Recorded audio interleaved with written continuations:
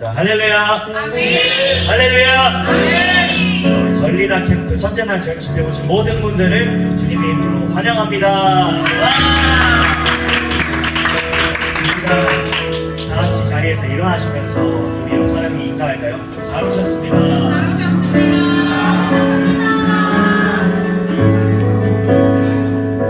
오늘 이 시간 이 예배를 통해서 비전 받기를 소망합니다. 하나님께서 우리에게 말씀하시기를 소망합니다. 이 시간 우리 주님께 찬양 올려드리겠습니다. 불 한번 켜주시겠어요?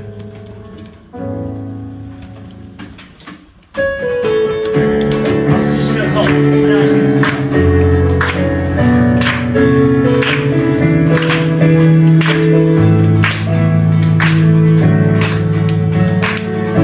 고백합시다. 하늘 위에 주님밖에. 하늘 위에 주님밖에 내가 선호할 자 이 세상에 없네. 내 맘과 힘을 믿을 수 없네. 오직 한 가지 그 진리를 믿네. 주는 나의 힘이요, 주는 나의 힘이요, 주는 나의 힘이요, 영원히 주를 의지하리.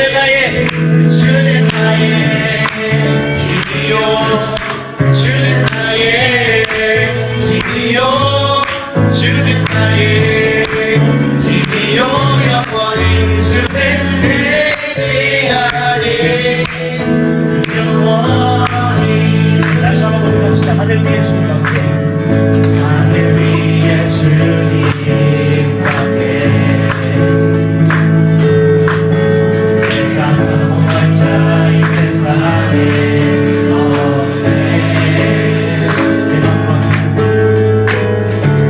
내 맘과 힘을 믿을 수 없네. 오직 한 가지 그 진리를 믿네. 주는 나의 힘이요, 주는 나의 힘이요, 주는 나의 힘이요, 영원히 주를 의지하리. 주는 나의 힘이요, 주는 나의 힘이요, 주는 나의 힘이요, 영원히 주를 의지하리. 영원히.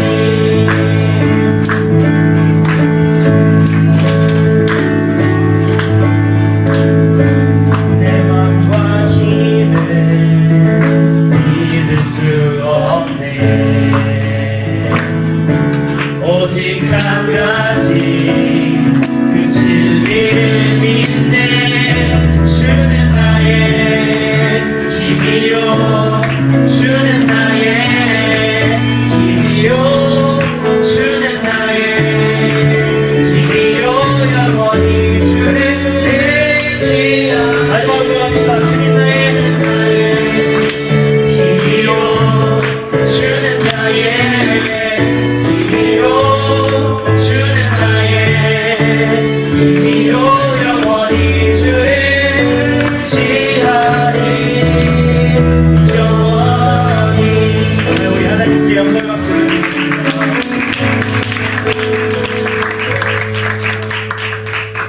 우리 주님께서 명령하셨습니다. 가서 제자 삼으라. 찬양합시다.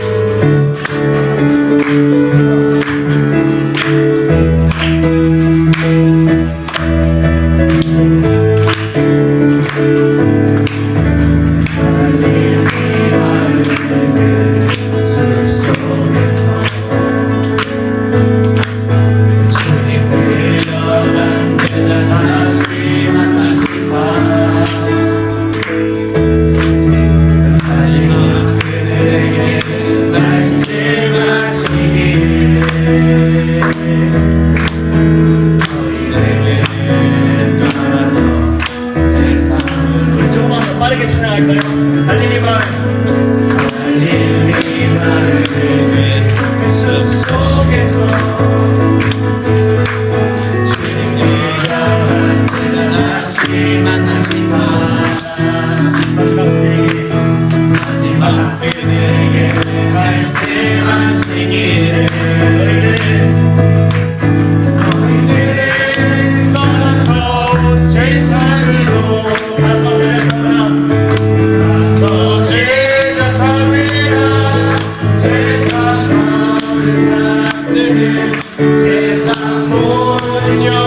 내게 달렸나니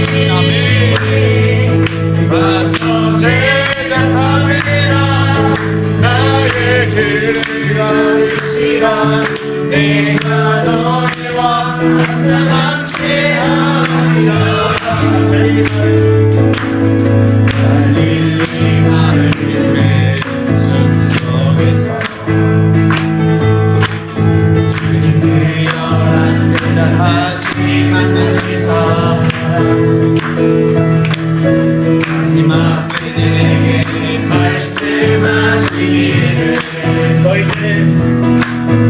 너희들에게 따라서 세상으로 갈릴리 마을 그 숲속에서 주님 그 열한 들 다시 만나시사 마지막 그들에게 말씀하시기를 너희들은 바로 세상으로 가서 제자 삼으라 세상 모든 사람들이 세상 모든 영혼이 내게 달렸다니 가서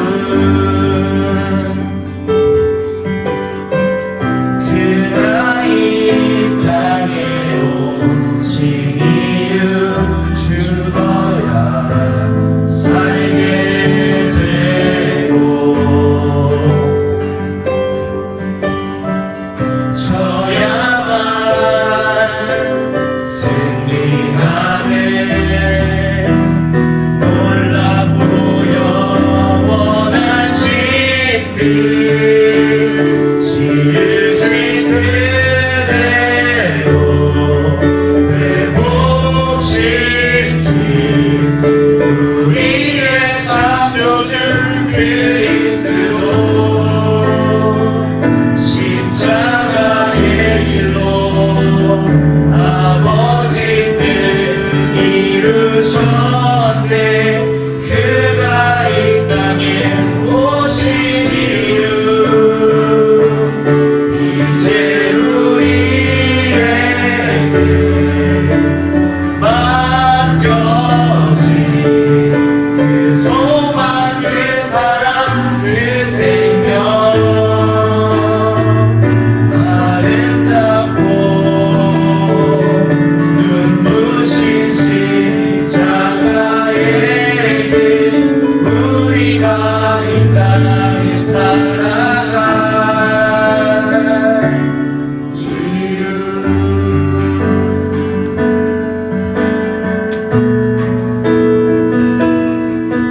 세상에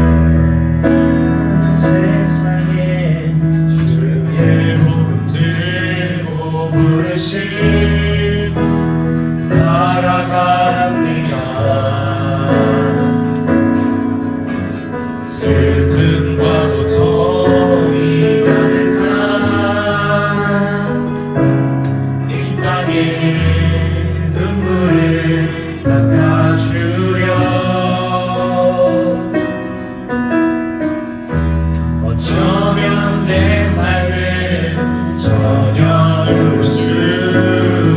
어쩌면 내 삶을 전혀 볼 수 없을지 모르겠지만 나를 노리시고 무너진 그 땅에 내 생명 묻으소서. 주님의 나라가 주님의 나라가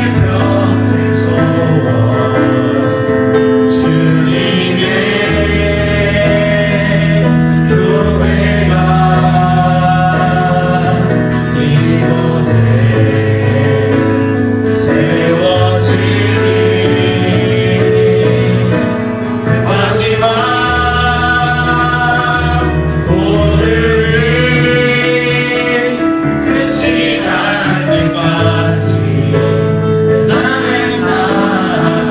나아가리. 그날에 그토록 고독한 주 얼굴 보리. 아픈 많은 세상에 아픈 많은 세상에 주의 복음 들고 부르심 날아갑니다. 슬픔과 고통이 가득한 이 땅에 눈물을 닦아주려 어쩌면 내 삶을 전혀 돌볼 수 없을지 모르겠지만 나를 보내시고 무너진 그 땅에 내 생명 묻으소서. 우리 가슴에 손 얹고 고백해 볼까요? 주님의 나라가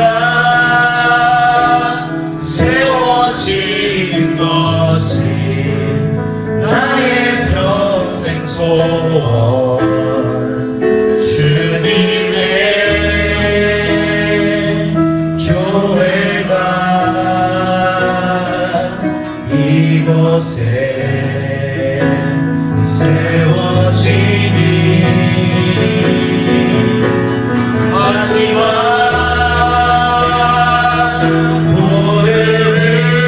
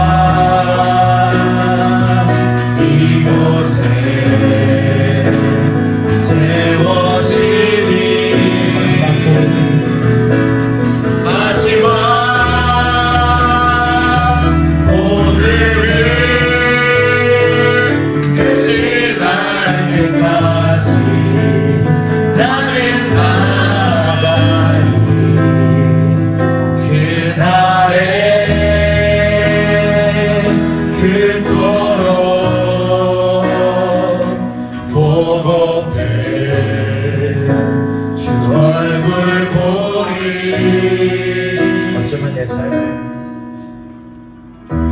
어쩌면 내 삶을 전혀 돌릴 수 없을지 모르겠지만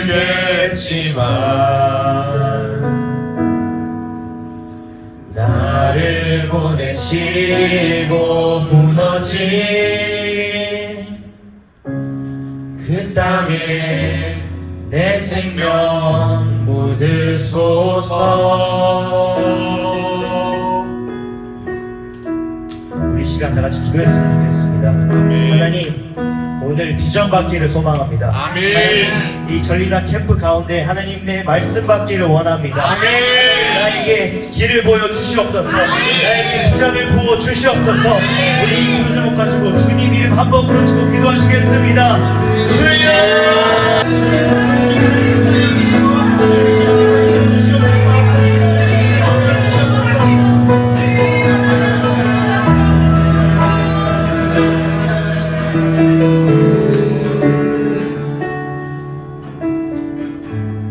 하나님 많으신 하나님 아버지 감사합니다. 오늘 우리들이 전리단 캠프 사태날 집회 가운데 초청해 주시면 감사합니다. 이 시간 통하여서 하나님께 전해주시는 말씀, 하나님께서 하고 싶으시는 말씀 우리에게 부어주시고 우리에게 길을 보여주시고 비전을 도와여 주시옵소서. 우리가 영역 가운데 나가기 원합니다. 전리단으로서 하나님 종교로서 살아가기 원합니다. 하나님 우리 함께 하시고 성령의 기름 도와여 주시옵소서. 감사합니다. 이 모든 말씀 우리를 사랑하신 예수 그리스도의 이름으로 기도드렸습니다.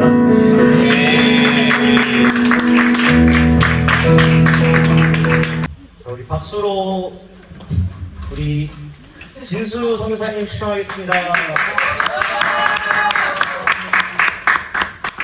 할렐루야. 아멘. 다들 저녁 집회에 오신 전리다 모든 여러분들을 환영합니다. 아멘. 오늘 제가 전할 설교 제목은요, 실제가 대기하시는 하나님이라는 제목으로 오늘 저녁 집회를 시작하려 합니다. 본문 말씀은 히브리서 11장 8절에서 10절 말씀입니다. 히브리서 11장 8절에서 10절 다 같이 읽겠습니다.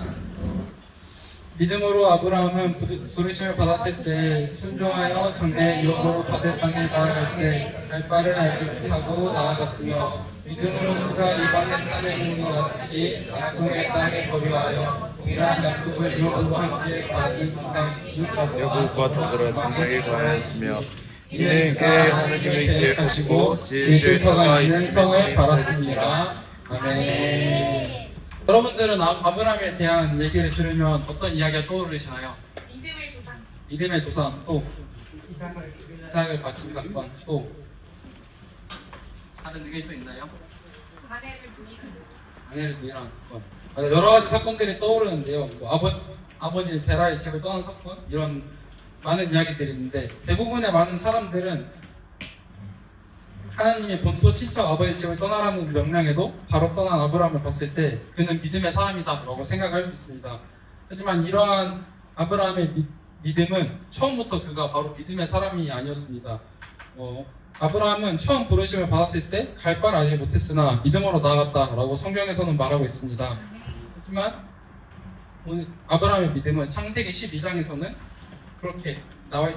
그렇게 믿음의 사람처럼 보이지 않습니다. 오늘 이 창세기 11장 26절에서 31절을 보면 데라는 70세의 아브라함과 나홀과 하란을 낳았더라. 데라의 족보는 이러하니라. 데라는 아브라함과 나홀과 하란을 낳고 하란은 롯을 낳았으며 하란은 그 아비 데라보다 먼저 고향 갈대아인의 우르에서 죽었더라.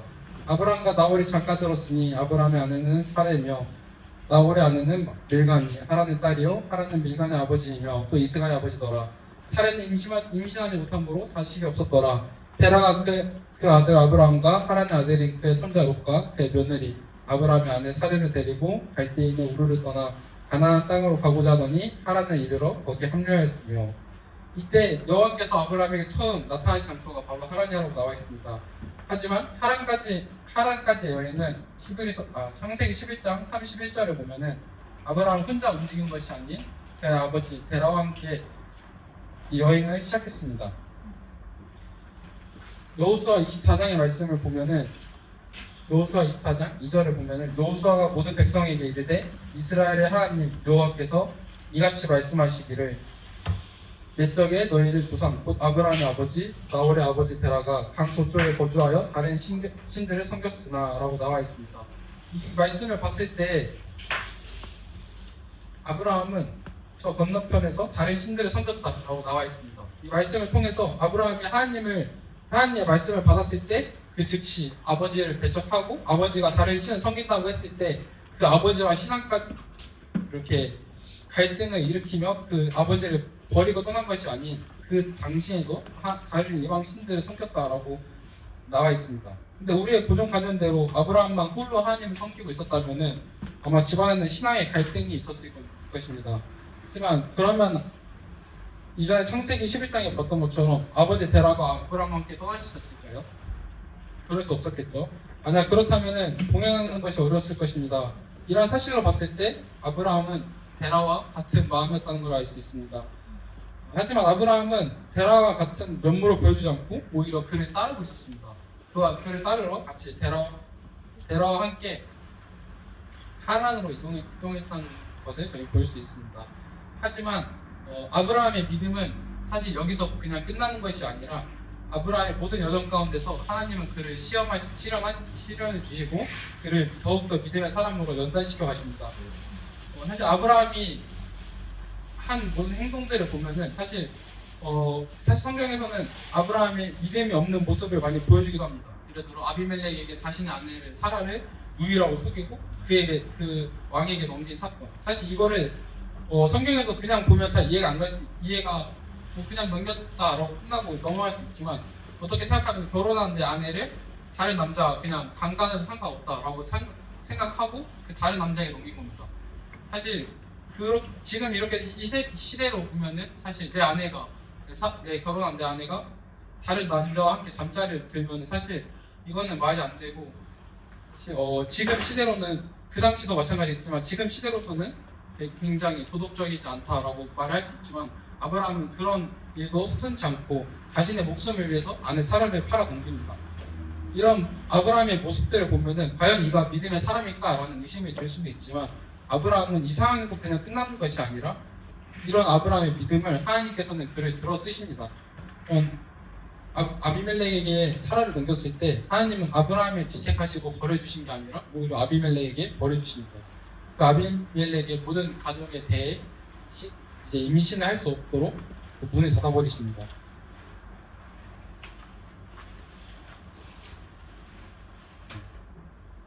하지만 이제 창세기 22장에 보면은 하나님께서는 하나뿐인 아들인 이삭을 하나님 앞에 바치라고 말씀하십니다. 이삭은 이제 아브라함이 100세에 낳은 아들인데 이 아들은 하나님께서는 이제 나를 위하여 제물로 바치라고 말씀하셨는데 사실 아브라함이 이 상황 가운데서 거절할 수 있는 상황이 굉장히 많았어요. 이제 하나님께 예를 들어 하나님 인신제사 싫어하시잖아요. 이러면서 변명할 수 있었어요. 그러면 제물로 드린다라는 것이 어떤 걸 의미하냐면은 그 제물에 목을 끊어서 이제 피를 빼고 근육과 관절 마디마디를 잘라서 각을 줍니다. 그럼 이제 예를 들어 뭐 가족이 있겠죠? 동생이 있다거나 누나가 있어요.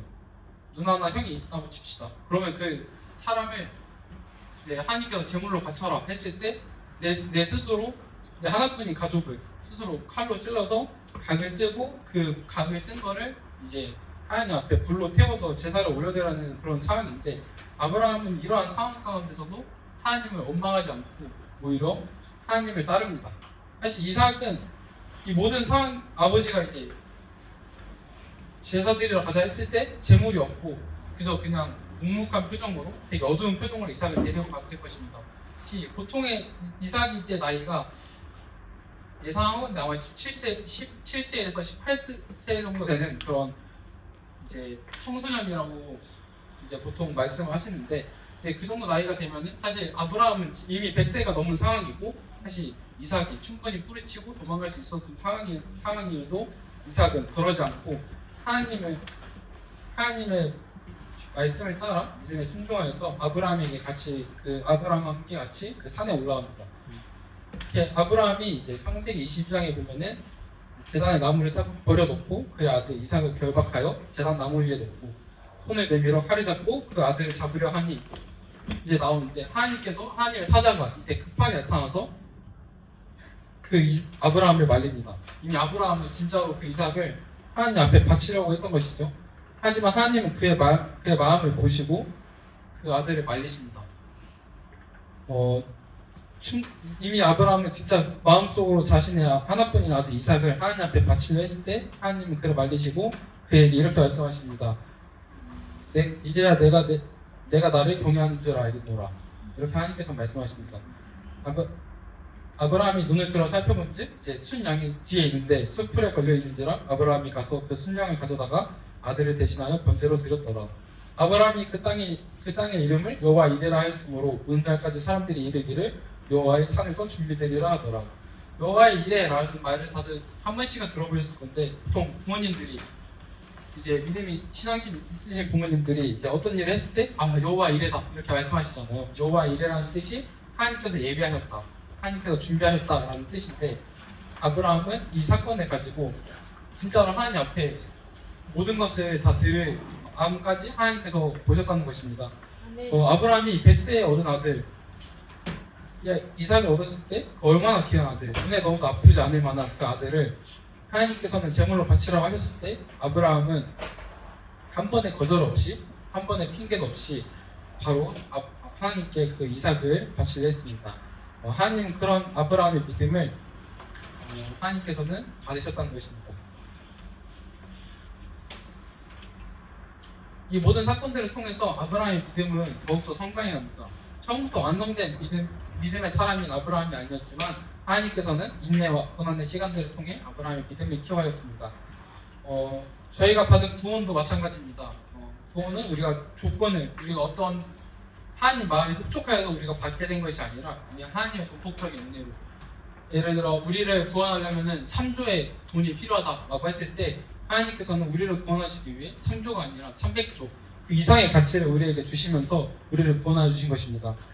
믿음은 내가 믿어주는 게 아닙니다. 예를 들어 제가 은총이를 다른 사람에게 은총이를 몰랐을 때 그래서 내가 다른 사람에게 은총이가 되게 착하대 라고 들었을 때 저는 다른 사람 은총이를 다른 이에게 소개할 때 은총이 되게 착하던데 이렇게 말할 수 있죠. 하지만 제가 이제 은총이랑 같이 살고 은총이의 성품이 어떠한지 은총이의 그런 행동이 어떠한지 그런 걸 다 알았을 때 다른 이에게 당당히 설명할 수 있겠죠. 은총이 내가 아는데 진짜 착해. 다르죠. 은총이 더 착해요. 예치가 아니라 은총이 더 착해요. 이게 되게 달라요. 내가 경험한 그걸 사실을 얘기하는 것과 내가 경험하지 않았지만 그 사실을 들은 걸 전하는 거는 굉장한 차이가 있습니다. 그렇기 때문에 제가 지금 우리 여러 선교사님들이 전하는 하나님을 그저 선교사님들이 지식으로만 알고 전하는 것이 아니라 내가 진짜 그 하나님을 경험하고 그 하나님이 누구신지 알기 때문에 그 전하는 하나님은 진짜라는 것이죠. 여러분의 경험하지 했을 수도 있고 못했을 수도 있지만 그 하나님이 내가 경험하지 못했다고 해서 실제가 아닌 게 아니라 내가 경험하지 않아도 하나님은 실제이신 분이십니다. 그분이 진짜라는 걸 알면은 누군가 하나님은 가짜다라고 뜯어 말린다고 해도 그 말을 말려주는 것이 아니라 오히려 하나님이 진짜다라는 것을 내가 경험하고 믿었으니까 알게 된다는 것입니다. 우리가 맨날 하나님 앞에 하시는 고백들이 있잖아요. 예를 들어 수련회 같은 거 자주 가시죠. 지역 교회에서도 수련할 때도 있고 아니면 다른 데 갈 때도 있는데 수련회나 캠프 때 한참 뜨거워질 때 이제 기도의 시간에 그런 고백을 자주 할 겁니다. 저도 그랬고 하나님을 위해 내 인생 드리겠습니다 라고 고백을 합니다. 사실 이 고백을 수많은 청년들이 합니다. 하나님 앞에 하나님 앞에 나의 모든 인생을 드리겠습니다. 하지만 이 고백이 얼마나 하던가요? 하루, 3일, 길으면 일주일. 하지만 그 일주일도 못 간 채 다시 세상에 나와 살아가다 보면은 나도 모르게 세상을 등지고 하나님을 향해 가던 그 자리의 순간에서 다시 세상에 살아가면은 이제 하나님을 등지고 세상을 향해 달려가는 그런 이런 저의 모습을 돌아보게 됩니다. 그러면서 180도 달라졌던 나의 삶이 세상에 살아가면서 다시 360도 돌아서 원래 내가 세상을 향해 다시 살던 그런 삶을 향해 나아가게 됩니다. 그러면서 또 이제 스스로에게 말하죠. 내가 무슨 하나님을 위해 살겠다고 하면서 내가 무슨 하나님을 위해 살겠냐, 이렇게 살아가는 내가 어떻게 하나님 나라를 위해 살아가겠냐라고 하면서 많은 청년들과 청소년들이 다시 자절하며 그냥 원래 살던 삶을 쫓아갑니다. 하지만 이런 믿음의 고백을 하나님께서는 그저 흘려듣고 들으시는 것이 아니라 우리가 그저 스쳐 지나가는 그 고백의 한마디도 하나님은 귀 기울여 들으시고 고백에도 하나님을 기뻐하십니다. 아멘. 한 예시를 들어드릴 건데 혹시 김성교 선교사님이라고 아시나요? 네. 들어보셨죠? 저도 그 선교사님의 설교에서 예시를 이제 가져온 건데 한 마을에 한 양치기 소년이 있었습니다. 이 소년은 매일 반복되는 일상이 지루한 나머지 사람들에게 거짓말을 치게 됩니다. 이게 다 아는 얘기예요. 마을 사람들에게 늑대가 나타나도 소리를 칩니다. 하지만 마을 사람들은 양을 지키기 위해 각자 무기를 챙겨서 양떼가 보이는 곳으로 나옵니다. 하지만 그 사실은 거짓말이었고 이 사건이 2번, 3번 반복되자 마을 사람들은 더 이상 그 소년의 말을 듣지 않게 됩니다. 하지만 어느 날 진짜 늑대가 나타나자 마을 사람들이 향해 소리칩니다. 늑대가 나타났다고. 하지만 마을 사람들은 그 소년의 말을 더 이상 무시하고 듣지 않습니다. 그냥 만약에 그 얘기가 진짜라면 가장 먼저 뛰어갈 사람은 누구일까요? 마을 사람들 아무도 믿어주지 않았을지라도 그 소년의 아버지는 그 얘기를 듣고 아마 신발을 신지 않고 뛰어가지 않았을까요? 왜냐면은 만약에 그 얘기가 거짓말일지라도, 하지만 만약에 그 얘기가 거짓말일지라도 그 얘기가 진짜라면은 내 아들이 늑대한테 불려 죽을 수도 있으니까, 내 아들의 목숨이 위험하니까 아버지는 당장 뛰어갈 것입니다. 지난 우리의 고백들도 그렇게 하나님께서는 잊지 않고 기억하고 계십니다. 우리의 수많은 고백들도 하나님은 나조차 믿지 못하는 그 고백들을 하나님께서는 잊지 않으시고, 하나님은 우리의 그 말 한마디의 고백에도 하나님은 기뻐하십니다. 아멘. 하나님께서는 아마 그러시지 않을까요? 사랑하는 내 딸이 나를 사랑한대, 나를 위해 살겠대 하고 그 누구보다 기뻐하실 것입니다. 오늘 이 시간 우리가 또 저녁 집회를 하고 또 기도하는 모든 시간들 가운데 하나님께서 누구보다 그 고백을 기뻐 받으실 줄 믿습니다. 아멘. 저도 이제 저의 얘기를 좀 하자면은, 저도 여러분들과 같은 리일젠 학생이었고 또 거기서 함께 훈련을 받고 졸업을 해서 지금 함께 사역을 하고 있는데, 사실 저는 중1 때 자퇴를 했어요. 중1 때 자퇴를 해서 이제 중2 때부터 교회에서 검정고시 공부를 하고 교회에서 지내면서 이제 고등학교 2학년 때까지 대부분의 시간을 교회에서 보냈고, 고등학교 올라오면서 좀 이제 교회에 점차 잘 안 나가게 되면서 집에서 혼자 이렇게 방에 있으면서 게임하고 그런 시간들이 좀 많았어요. 그래서 그런 방황하는 시간들을 거치면서 이제 그때 좀 우울증이 걸렸었고, 또 그런 이제 더군다나 이제 방에 나오지 않으면서 이제 쉽게 말하는 은둔형 외톨이의 삶을 되게 살았었는데, 그 시간이 중학교 3학년 때 이제 중절 검정고시를 끝내고 문득 든 생각이 뭔가 되게 끝났다가 아니라 되게 허무하다는 생각이 되게 들더라고요. 그 생각이 딱 들면서 이래서 내가 남는 게 뭐지? 이래서 사실 내가 세상에 살아온 이유가 뭐지?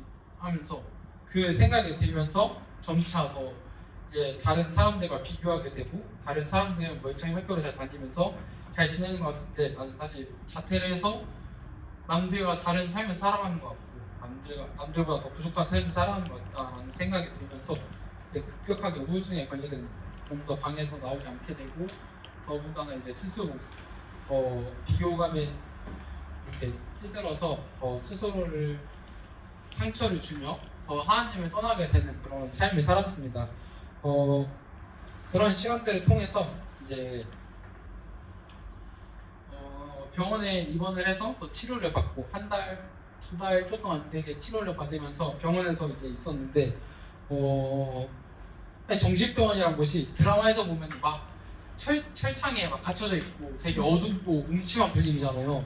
근데 이제 딱 가봤는데 정확히 기억나요. 딱 그 엘리베이터 그 층 누르는 것도 그냥 일반 층 안 눌러지고 간호사분들이 키를 그 입력 이렇게 갖다 대야지 그 엘리베이터 층수가 늘려져서 문을 한 4개 정도 걸쳐서 지나가서 마지막 이제 엄청 두꺼운 철문을 지나서 이제 딱 들어가게 됐는데 이제 환복을 하는데 일반 이런 옷을 못 입어요. 왜냐하면은 이런 옷 가지고 이제 자살할 수 있는 그런 위험이 있다고 판단을 해서 잘 이제 좀 얇은 병원복으로 환복을 하고 이제 들어가게 됩니다.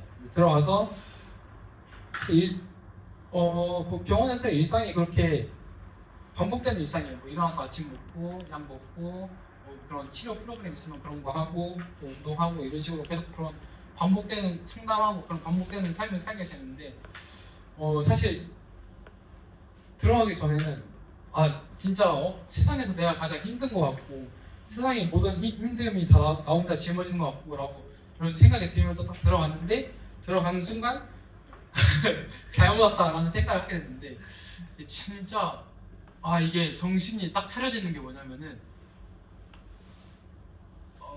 사실 그냥 그런 음침한 분위기가 아닌데 그냥 밝은 분위기예요. 그냥 다 조명도 켜져 있고 다 그런 딱 분위기인데 딱 들어가는 순간 이제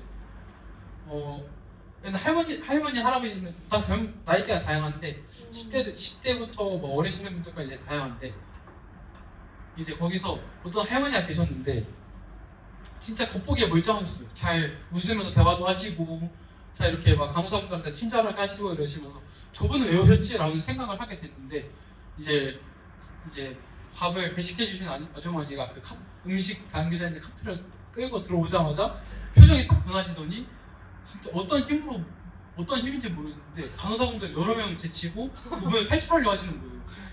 갑자기 근데 진짜 무섭더라고요. 그 할머니가 눈빛이 변하면서 그래서 사람이 귀신 들린 것처럼 힘이 갑자기 막 그렇게 세져가지고 남자들도 막 이렇게 힘으로 제치고 막 탈출하려 하시는데 거기서부터 잘못 왔다라는 생각이 이제 하고 거기 또 안정실이란 게 있어요. 안정실이 어떤 거냐면은 거기는 스킨십이 전혀 안 돼요. 근데 이게 그냥 남자 여자가 스킨십 안 되는 게 아니라 남자와 남자의 스킨십도 안 돼요.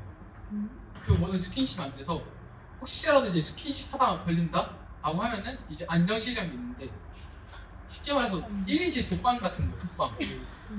저는 안 가봤어요. 저는 안 가봤는데 저랑 어떤 남자애랑 장난을 치다가 걸린 거예요, 간호사한테. 근데 이제 한 명 한 명 불려서 대화를 했죠. 누가 먼저 장난쳤냐 이런 식으로 하나하나 했더니 모르겠어요. 저는 기억은 잘 안 나는데 이제 그 동생이 이제 독방에 대신 들어가게 됐는데 한 4시간, 5시간 정도 있었어요. 근데 이제 근데 이게 무섭더라고요. 이게 병원이지만 진짜 감옥 같고 스킨십도 안 되고 진짜 모든 상황들이 감옥 같은 그곳에서 내가 할 수 있는 거는 잠잘 수 있고 그래서 책 읽을 수 있고 그리고 운동기구도 그 사이클 그거 하나 있어요. 그러면서 그곳에서 가면 내가 이거 버틸 수 있을까? 핸드폰도 안 되고 당연히 모든 전자기기는 당연히 제한이 되고 그런 모든 그런 감옥 같은 상황에서 내가 어떤 걸 할 수 있을까? 이러면서 진짜 물론 그 당시에도 기도하진 않았고 그래서 이곳에서 빨리 탈출해야 된다라는 생각뿐이었는데 그곳에서 있으면서 저의 또래가 3명 있었어요. 저보다 나이가 한두 살 많은 누나들이 2명 있었고 그러니까 저랑 그 안녕실에 들어갔던 그 친구 동생 남자애가 1명 있었고 4명 있었는데 그 중에 저만 믿는 크리스천이었고 그 3명은 믿지 않는 사람들이었는데 이제 모여서 막 이제 10대들끼리 모여서 얘기를 하면 보통 뭐 하고 싶은지 아니면 그냥 어떻게 살았는지 그런 그냥 얘기를 할 건데 그들 사이에 나온 얘기는 나는 어떻게 죽고 싶다라는 얘기가 나오더라고요. 그래서 그 얘기를 들으면서 나는 이제 어떤 누나가 자기는 옥상에서 떨어져 죽고 싶대요. 그래서 이해가 안 가서 물어봤어요. 왜 그렇게 하고 싶냐 이랬는데 떨어질 때 그 바람을 맞으면서 자기는 죽고 싶대요. 그 떨어지는 바람을 맞으면서 그러면서 과연 이들의 인생이 얼마나 힘들까. 과연 이들의 인생이 그들에게 복음을 전하지는 않았지만 그들의 인생 가운데서 예수님이 없는 이들의 삶이 과연 얼마나 힘들었을까라는 생각이 들더라고요. 그러면서 물론 저는 거기에 동참하진 않았어요. 난 어떻게 죽고 싶다. 난 죽고 싶은 게 아니라 난 살고 싶은데 난 살고 싶다는 생각뿐인데 여기 그 병원에 들어온 뒤로 저한테는 살고 싶다는 그런 강한 진념이 생기더라고요. 그래서 하루에 2번 정도 이제 의사쌤이랑 따로 상담을 하는 시간이 있는데 이제 거기서 나의 안 좋은 상황을 티내면은 병원에 있는 기간이 더 늘어나니까 상담을 하면은 물어봐요. 어떤 걸 하고 싶냐? 그러면 이제 나가서 음식하고 싶고 게임하고 싶고 이제 하고 싶은 게 너무 많다. 나는 여기서 전혀 죽고 싶은 생각이 없다. 라는 걸 계속 말해요.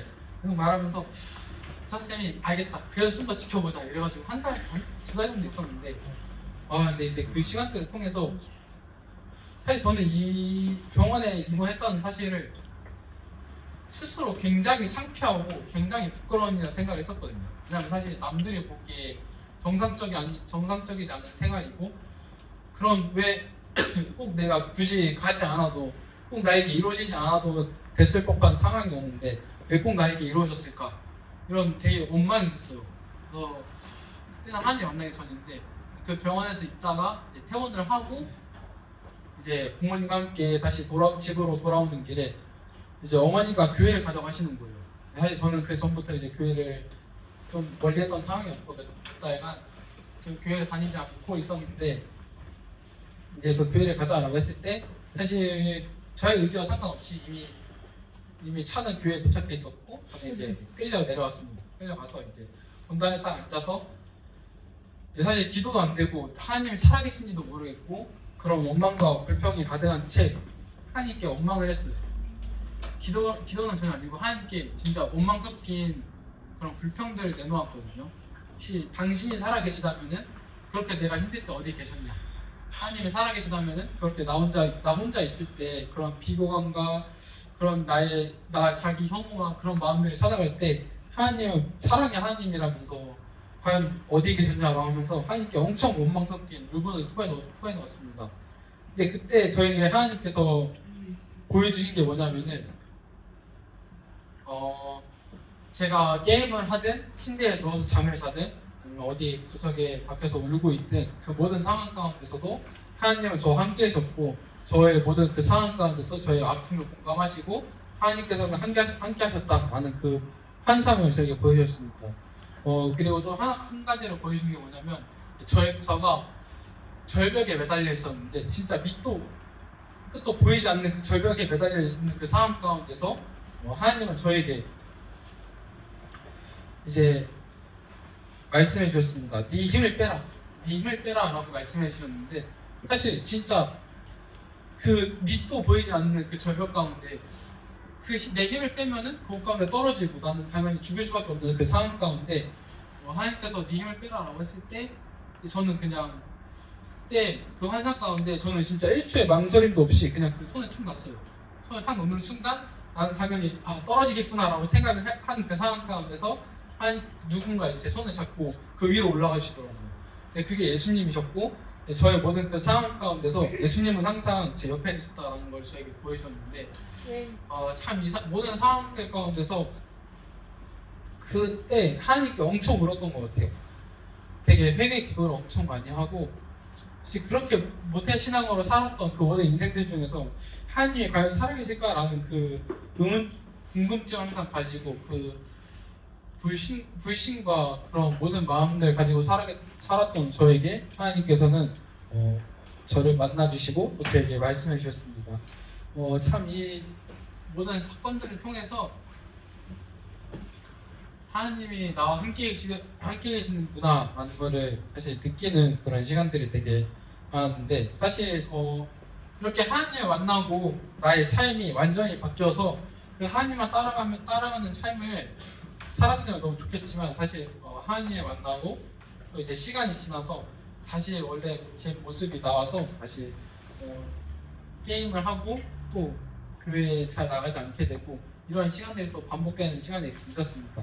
이제 그 시간들이 반복되는 시간 가운데 이제 어머니께서 권유를 하셨던 거예요. 저한테 너는 만약에 이제 대안학교 같은데 입학하면 어떨 것 같냐? 라고 했는데 죽어도 싫다고 그랬어요.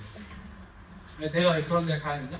남들이랑 같이 지내는 게 불편했고 또 게다가 이렇게 자유로운 삶이 있는데 또 그런 삶을 포기하고 그런 학교에 다시 입학해야 된다는 생각이 싫었고 여러 가지 그냥 이유를 또 강아지를 그 당시 키우고 있었고 대로주형한테도 얘네들이 너무 어리다 나는 별의별 핑계를 다 대면서 입학하지 않겠다라고 얘기를 했는데 그러면은 이제 2박 3일 캠프가 있대요.